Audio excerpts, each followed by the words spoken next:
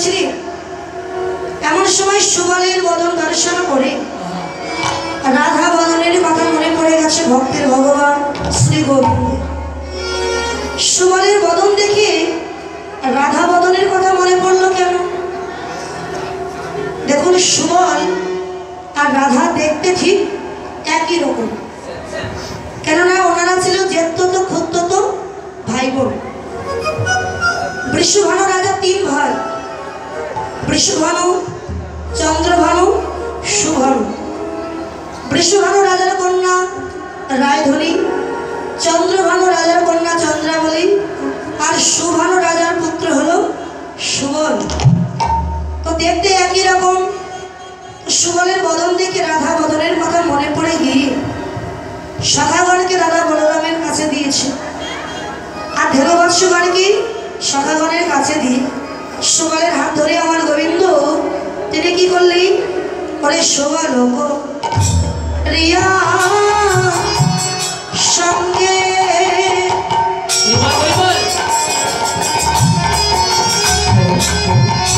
বিপিন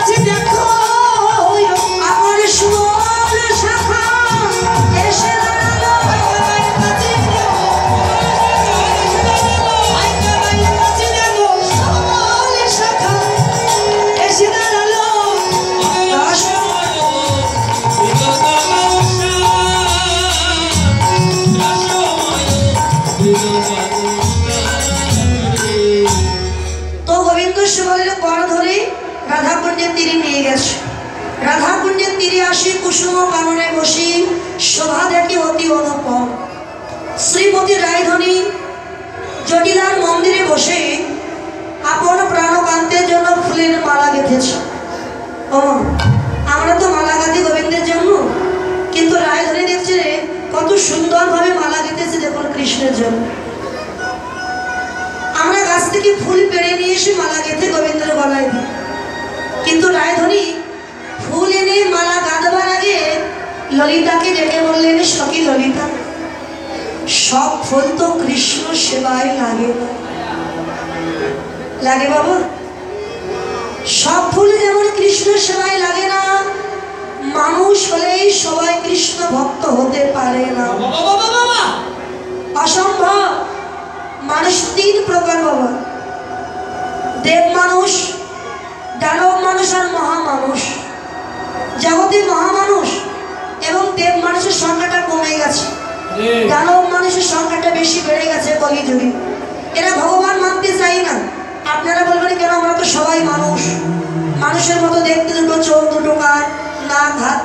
আছে, তাই মানুষের বাবার বিভেদ হলো কেন? বাবা জল দেখবেন, নদীর জল, সাগরের জল, টিউবওয়েলের জল, পুকুরের জল, পচা নর্দমার জল, সবই কিন্তু জল, তাই না? তোমার জল পিপাসা পেয়েছে, আমি ভাবলাম যাই সাগরে তো অনেক জল, সাগরে গিয়ে একটু জল সেবা করে আসে। তো সাগরে গিয়ে 1 গ্লাসে জল তুলে আমি সেবা করলাম, কিন্তু আমার পিপাসা যাচ্ছে। কেন যাচ্ছে না? সাগরের জল লবণাক্ত, কোনটা খাওয়া যায়? কি খেলে পিপাসা যায়? টিউবওয়েলের জল সেবা করলেই পিপাসা মিটে যায়। তাহলে সাগরে অনেক জল, তা খেলে যেমন পিপাসা মেটে না, টিউবওয়েলের জল সেবা করলে পিপাসা যায়। ঠিক তেমনি জগতে অনেক পয়সাওয়ালা মানুষ আছে, তাদের সঙ্গ, তাদের হৃদয়ে যে অহংকার আছে, তাদের সঙ্গ করলে কখনো আত্মার তৃপ্তি হয় না, কখনো কখনো কোনো কাঙাল ব্যক্তির সঙ্গ করলে আত্মার তৃপ্তি হয়ে যায়। পুকুরের জল, গঙ্গার জল, দুটোই তো জল। আপনি পরীক্ষা করে দেখবেন, পুকুরের জল বোতলে ভরে 1 মাস রেখে দেবেন, আর গঙ্গার জল বোতলে ভরে 1 মাস রেখে দেবেন। দেখবেন পুকুরের জলে পোকা হয়ে গেছে, কিন্তু গঙ্গার জলে পোকা হলো। দুটোই তো জল, শুধু আছে ভিন্ন ভিন্ন স্থানে। ঠিক তেমনি জগতে এমন কিছু মানুষ আছে, তাদের সঙ্গ করলে দেহে অহংকারের পোকা জন্ম নেয়। আবার কিছু কিছু মানুষ আছে, তাদের সঙ্গ করলে অহংকারের পোকা নিধন হয়ে যায়।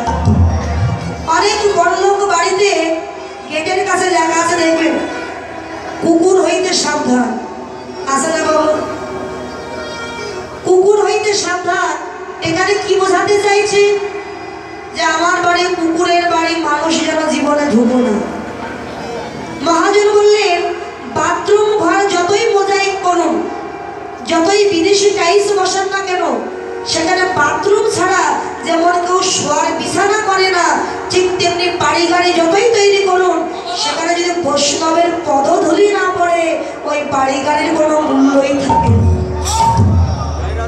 তা আগে বৈষ্ণবের পদধূলি তোমার এই বাড়িতে একবার ফেলো, তাহলে তোমার ওই বাড়িটাও সার্থক হয়ে যাবে, তোমার মানব জন্মটাই ধন্য হয়ে যাবে।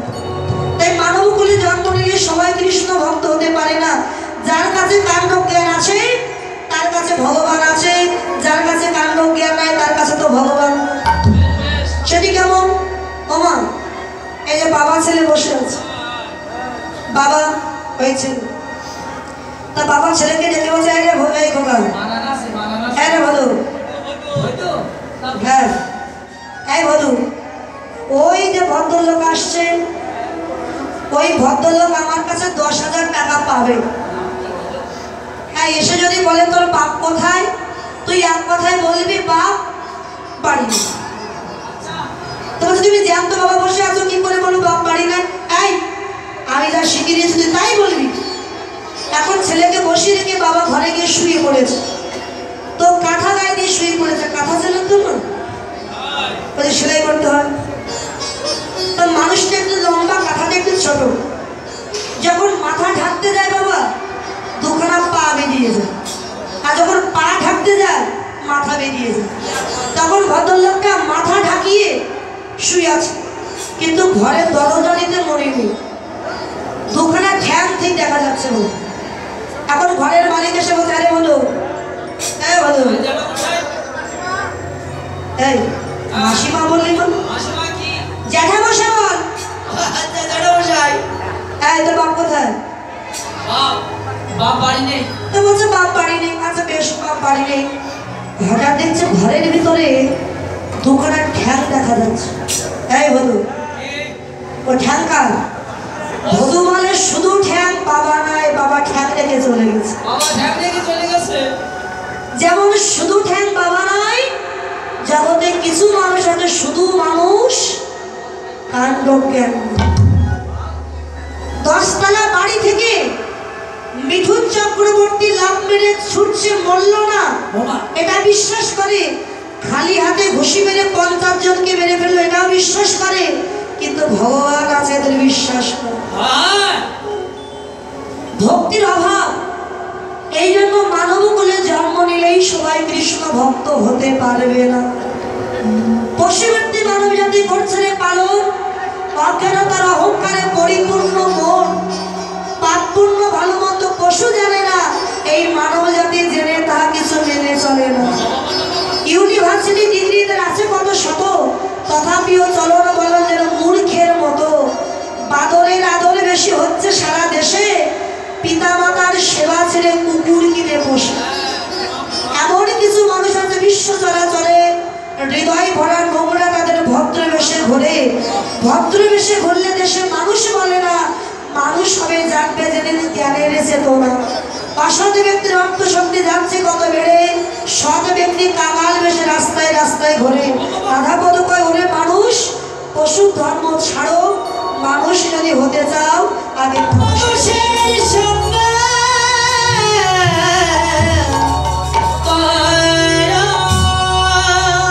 সঙ্গে সেবা করো, মানুষকে ভালোবাসতে শেখো। তাই কলিযুগে বাবা মাকে খেতে দিচ্ছে না, কিন্তু বিদেশি কুকুর নিয়ে এসে বাড়িতে পুষছে। প্রত্যেক দিন 1 কিলো করে মাংস খেতে দিচ্ছে, কিন্তু বাবা মা দুবেলা দুটো খেতে পারছে না। বাবা মা যখন মৃত্যু হয়ে যায়, বাবা মার আশ্রয় হয় বৃদ্ধাশ্রম। কুকুরের জন্য আলাদা করে একটা ঘর বাঁধা হয়, কিন্তু বাবা মার জন্য একটা ঘর জোটে না, হয় সিঁড়ির নিচে আর নাহলে বৃদ্ধাশ্রম। এটাই হলো বাপ মার একমাত্র শেষ ঠিকানা। ও কাঁদালে কাঁদিতে হয়, কথাটা মিথ্যা নয়। আজ যদি কোনো সৎ ব্যক্তির হৃদয় ব্যথা দেন, কষ্ট দেন, সেই ব্যথা আপনাকে শেষের দিনে ডবল হয়ে দেখা দেবে। ব্যাংকে যদি কেউ টাকা রেখে আসে, রেখেছেন 50, 5 বছর পর তুলতে যাবেন 1 লাখ হয়ে যাবে, ডবল হয়, সুদ হয়।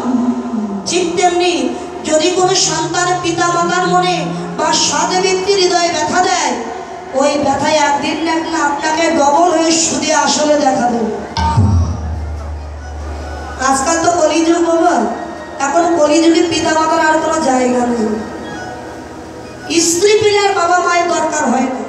তাই বলে সব সন্তান নয়, সব সন্তানই যে স্ত্রী বিশেষজ্ঞ তা নয়।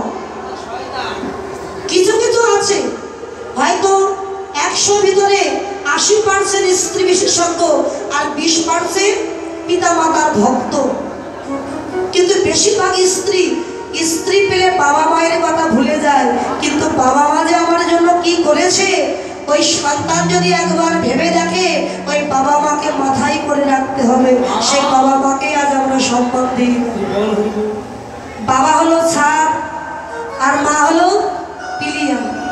এই যে সুন্দর একটা প্যান্ডেল তৈরি করেছে, উপরে ত্রিপুল কাগজ দেওয়া আছে, তারপরে এই যে পিলিয়া দেওয়া খুঁটি দেওয়া আছে। এখন এই দুইটা যদি না থাকে, কোথায় দাঁড়িয়ে থাকবো আমরা? খোলা আকাশের নিচে দাঁড়িয়ে থাকবো। এখন যদি বৃষ্টি পড়ে, বৃষ্টি পড়বে আমাদের মাথায়। কিন্তু এই যে ছাদ দেওয়া আছে, পিলিয়ার দেওয়া আছে বলে বৃষ্টি পড়ছে না, এগুলো আমাদের রক্ষা করছে। তাই বাবা হলো ছাদ, মা হলো পিলিয়ার। যেদিন ওই দুই বস্তু থাকবে না, সেদিন সন্তানের মতো অসহায় এই পৃথিবীতে আর কেউ। একজন বাবা এবং মা, তাদের কোনো সন্তান নাই। সন্তান পাওয়ার জন্য লোকের বাড়িতে কত মন্দিরে তীর্থে গিয়ে মাথা ঢুকে কেঁদেছে, কিন্তু সন্তান লাভ করতে পারি। কারণ গোবিন্দ যদি না দেয়, জোর করে তো আর সন্তান লাভ করা যাবে না। তো কত মন্দিরে তীর্থে কেঁদেছে, সন্তান পেল না। অবশেষে পিতামাতা একটা সন্তান লাভ করেছে, একটা সন্তান লাভ করেছে, পেয়েছে। তাই বলে গর্ভ থেকে জন্ম নেই।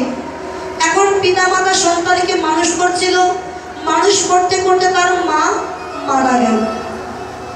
তাহলে যে বাচ্চার মা নাই, দেখবেন বাবা যদি না থাকে, মা কষ্ট করে হলেও লোকের বাড়িতে কাজ করে বলুন বা ভিক্ষা করে বলুন, সন্তানকে কিন্তু মানুষ করে।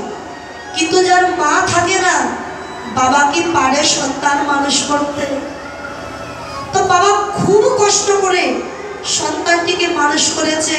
ছেলেটা বড় হয়েছে, বিবাহ দিয়েছে, একটা ছেলেও হয়েছে। তা ছেলেটা একটা সরকারি চাকরি করে। ছেলে যখন অফিসে যাচ্ছে, তার স্ত্রীর স্বামীকে রেখে বলছে, এই যে শোনো, অফিসে তো যাচ্ছ, আসবার সময় পাশের বাড়ির মধু তার মাকে কোথায় রেখে এসেছে একটু জিজ্ঞাসা করে এসো তো। বলে কেন? আরে এসো না, তারপরে বলুন। আচ্ছা, তার ছেলে অফিস থেকে আসবার সময় জিজ্ঞাসা করে এসেছে, তার স্ত্রীকে ডেকে বলছে, ও শুনলাম মধু নাকি তার মাকে বৃদ্ধাশ্রমে রেখে এসেছে, তুমি এ কথা শুনছো কেন আমার কাছে? স্ত্রী বলছে, তুমি বুঝতে পারছো না কেন জিজ্ঞাসা করলাম? তোমার বাবার বয়স হয়েছে, শাশুড়িটা তো অকালে গেল, শ্বশুরটাকে যে কেন রেখে গেল এটাই বুঝি না। তোমার এই বৃদ্ধ বাবার জ্বালা কিন্তু আমি সহ্য করতে পারবো না। তাই মধু যেমন তার মাকে বৃদ্ধাশ্রমে রেখে এসেছে, তুমি কাল সকালবেলা তোমার বাবাকে হয় বৃদ্ধাশ্রমে রেখে আসবে, বলে আমি তোমার বাড়ি ছেড়ে চলে যাব। বৃদ্ধ বাবা ঘরের কোণে দাঁড়িয়ে সব শুনেছে, বড় ব্যথিত অন্তরে ঘরে বসে চুপটি করে কাঁদছে। ছেলে গিয়ে বাবাকে ডাক দিয়েছে, বাবা, ও বাবা, খোকা ডাকছিস, কিছু বলবি খোকা? হ্যাঁ বাবা, আমি তোমার একটা কথা বলতে এসেছি। খোকা তুই কি বলবি আমি বুঝতে পেরেছি। বুঝতে পেরেছ? বলো তো কি বলতে এসেছি। খোকা কাল সকাল হলে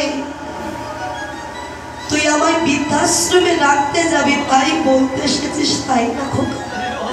বাবা তুমি কি করে জানো? বৌমা যখন তোর সাথে বলছিল আমি আড়ালে দাঁড়িয়ে সব শুনতে পেয়েছি খোকা। জানিস বাবা, আমার কোনো দুঃখ হচ্ছে না, আমার মনে বড় বেশি আনন্দ হচ্ছে। কেন জানিস? তোর মা মারা যাওয়ার পর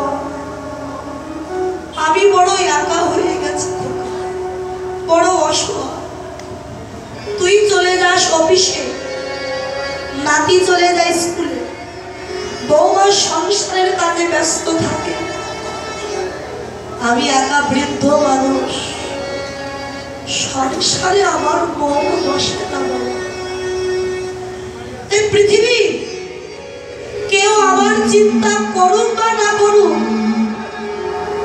আমার বৌমা ঠিক আমার চিন্তাটা করেই রেখেছে। জানিস বাবা, বৃদ্ধাশ্রমে যাব তাতে কোনো দুঃখ নেই আমার। কেন বাবা? ওরে খোকা, বৃদ্ধাশ্রমে তো শুধু আমি একা নই, আমার মতো কত অসহায় বাবাকে তার ছেলে গলা ধাক্কা দিয়ে বৃদ্ধাশ্রমে রেখে আমারই মতো কত অসহায় মাকে তার বৌমা হাত ধরে বৃদ্ধাশ্রমে রেখে এসেছে। খোকা আমার মতো কত অসহায় মানুষ সেখানে আছে। খোকারে সমব্যথার ব্যথি না হলে মনের কথা কি বলা যায়? আমি যে ব্যথার ব্যথি, ওরাও সেই ব্যথার ব্যথি। আমার ব্যথা একমাত্র ওরাই বুঝবে, আর কেউ বুঝবে। বাবা বুঝতেই যখন পেরেছ, আর দেরি করো না, আমি তোমার ব্যাগ গুছিয়ে দেব। না, তোর দেওয়া ধুতি পাঞ্জাবি পরা আছে, গামছা নিলাম কাঁধে, চল। সকাল হয়েছে, বাবাকে নিয়ে যাচ্ছে। ছেলে যাচ্ছে আগে, বাবা যাচ্ছে পশ্চাৎ। তো যে বৃদ্ধাশ্রমে রাখতে যাচ্ছে বাবাকে, সেই বৃদ্ধাশ্রমের মালিকের দুটি আশ্রম বাবা, একটা অনাথ আশ্রম, একটা বৃদ্ধাশ্রম। তো অনাথ আশ্রমে বাচ্চাদের রাখা হয়, আর বৃদ্ধাশ্রমে বয়স্কদের রাখা হয়। দরকার পড়তে তাহলে বৃদ্ধাশ্রমটা। বৃদ্ধাশ্রমে বাবাকে রেখে ছেলে চলে আসছে। কিছু দূর আসার পর তার স্ত্রী ঘর থেকে ফোন করেছে, ও তুমি কি চলে এসেছো নাকি? হ্যাঁ, কিছু দূর তো চলে এসেছি। কেন? না বৃদ্ধাশ্রমের মালিককে বলেছে তো আমরা না নিতে গেলে বাবাকে যেন ছেড়ে না দেয়? না তা তো বলিনি। কেন? শোনো, বাড়িতে কত অনুষ্ঠান হবে, তোমার বাবা যদি হঠাৎ করে বাড়িতে চলে আসে আর আত্মীয় স্বজন যদি বলে দাদা আপনি কোথায় থাকেন, তোমার বাবা যদি বলে বৃদ্ধাশ্রমে থাকে, মান সম্মান থাকবে আমাদের? আবারও ফিরে যাও, বৃদ্ধাশ্রমের মালিককে গিয়ে বলো আমরা না নিতে গেলে বাবা যদি মরেও যায় তাকে যেন ছেড়ে না দেয়।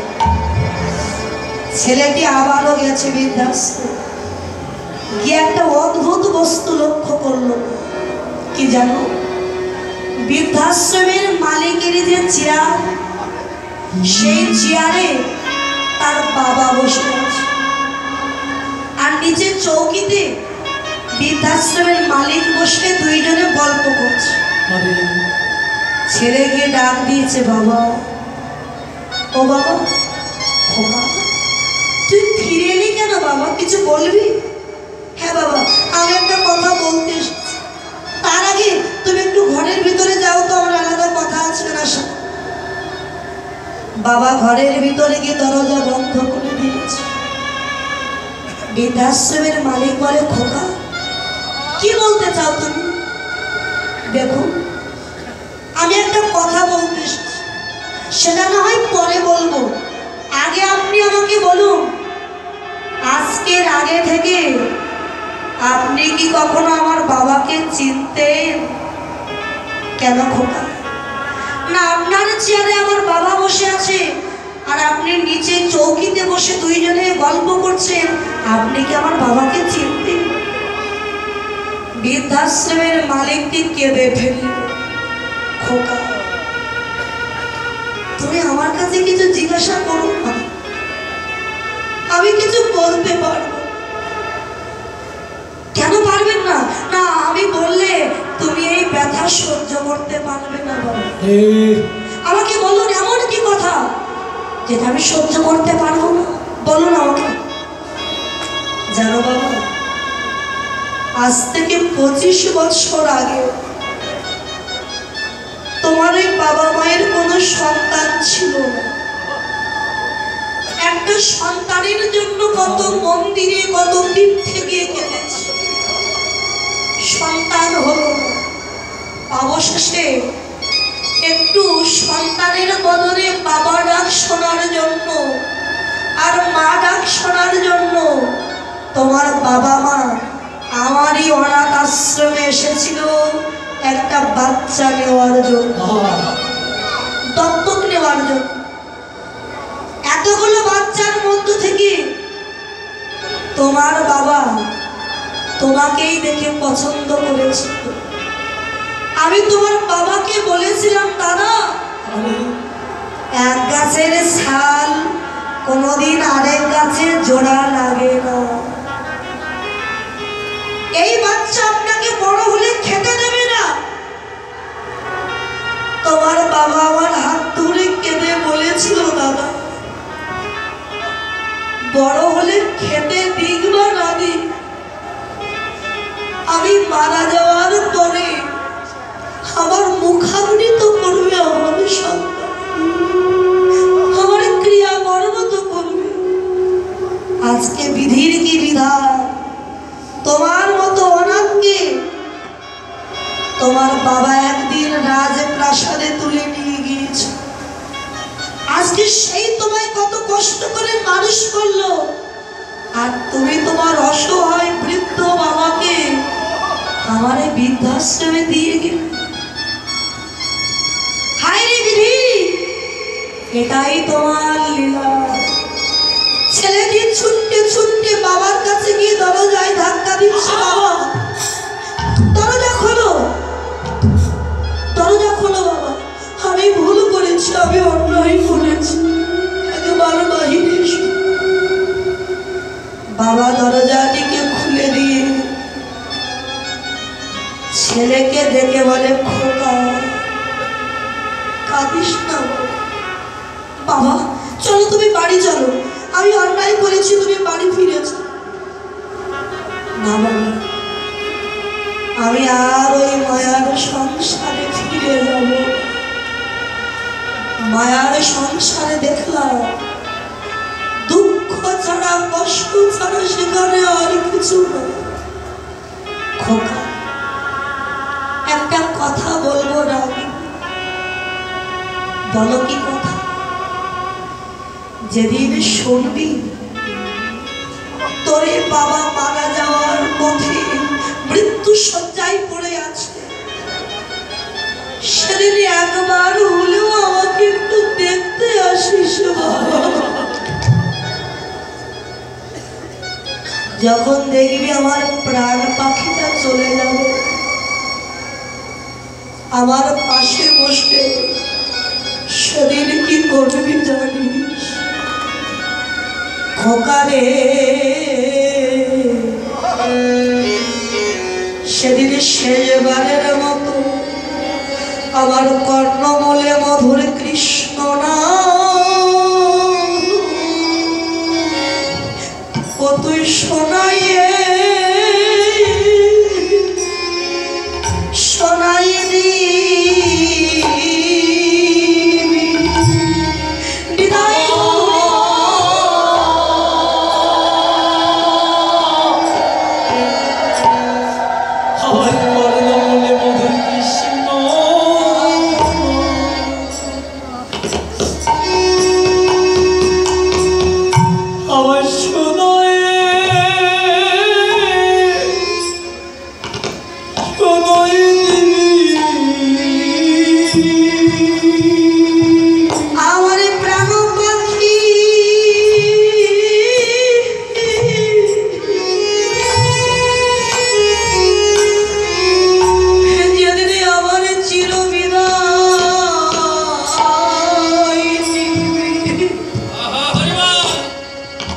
আমার কর্ণমূলে মধুর কৃষ্ণ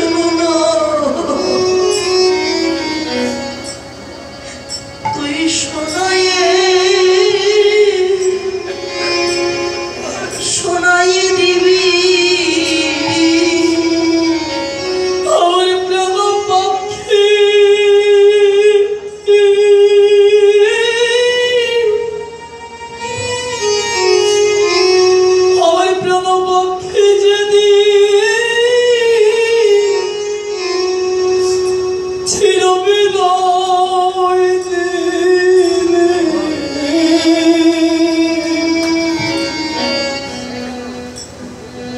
সেদিন মধুর কৃষ্ণ নাম আমার কর্ণ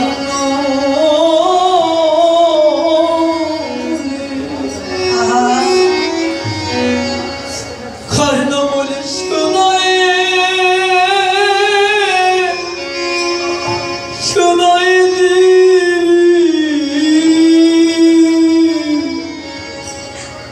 আমি কাঙাল বলে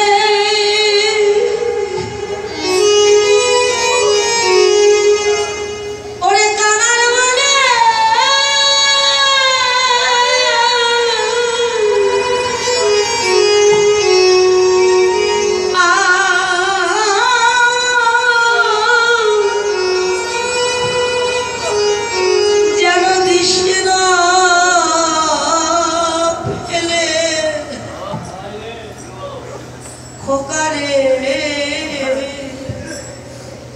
আমার কর্ণ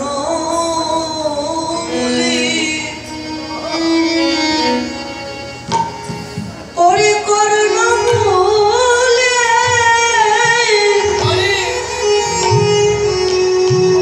কৃষ্ণ নাম যে শোনায়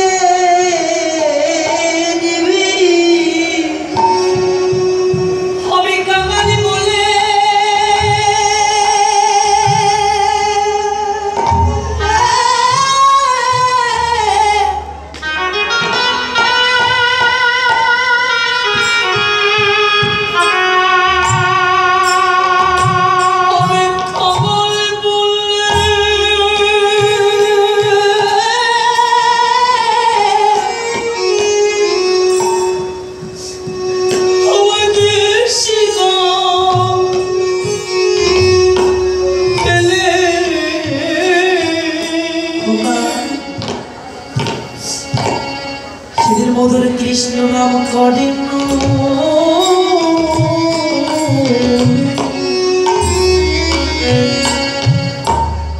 আমার শোনায় শোনায়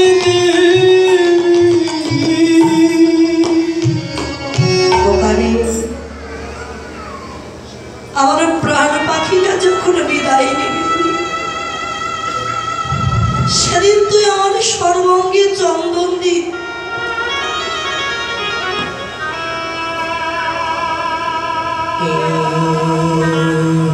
মধুর কৃষ্ণ নাম কি লিখে দিস বাবা ওই কৃষ্ণ নামের অলঙ্কারে আমি যেন বিদায় নিতে পারি আমাদেরও যেদিন প্রাণ পাখি উড়ে যাবে বুকে দেবে গীতা সর্বাঙ্গে চন্দন দিয়ে কৃষ্ণ নাম লিখে চার বন্ধু কাঁধে নিয়ে বদনে বল হরি বল বলিতে বলিতে নিয়ে যাবে ওই শ্মশান ঘরে আপন বলতে শরীর কেউ থাকবে না আপন যদি হয় গোবিন্দ বিনা আপন কেউ থাকবে না। সেদিন বিষয় বাসনা সঙ্গে দেবে না ধন সম্পত্তি সঙ্গে দেবে না সেদিন সঙ্গে যাবে মধুর কৃষ্ণ নাম। আরে সাধুগুরু বৈষ্ণবীর